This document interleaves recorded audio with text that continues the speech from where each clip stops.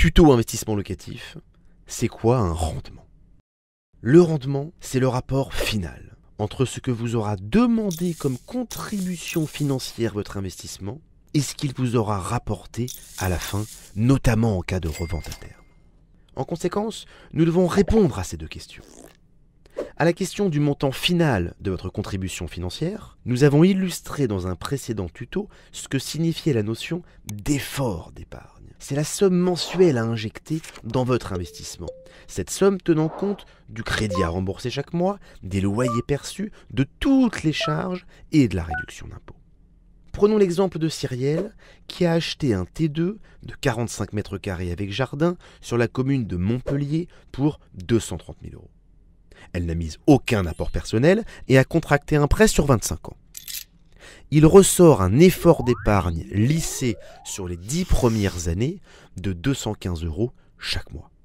Sur cette phase de 10 ans, sa contribution totale et finale est donc de 215 x 12 x 10, soit 25 800 €. Entre sa vie d'avant et sa vie 10 années plus tard, Cyrielle a injecté 25 800 € dans un projet immobilier. Maintenant, à la question de savoir ce que vous aura rapporté votre investissement à la fin, il s'agit d'apprivoiser le capital constitué en cas de revente au bout de ces 10 années, par exemple. Cyrielle revend au même prix que lorsqu'elle l'a acheté, à savoir 230 000 €. Bien entendu, elle ne repart pas avec cette coquette somme. Ayant emprunté initialement sur une durée de 25 ans, elle se doit de rembourser le capital restant dû à la banque, qui en l'occurrence s'élève à 168 000 €. 230 000, prix de revente, moins 168 000, capital restant dû, égale 62 000 €. Cyrielle s'est donc constitué un capital de 62 000 € in fine.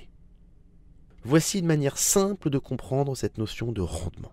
En 10 ans, Cyrielle a plus que doublé sa mise investie. Cela signifie qu'elle a fait plus que 100% sur 10 ans. Le rendement de son opération est donc supérieur à 10% tous les ans. En résumé, Cyrielle a donc injecté 215 € tous les mois sur un placement qui a travaillé à plus de 10% tous les ans pour obtenir un capital de 62 000 €.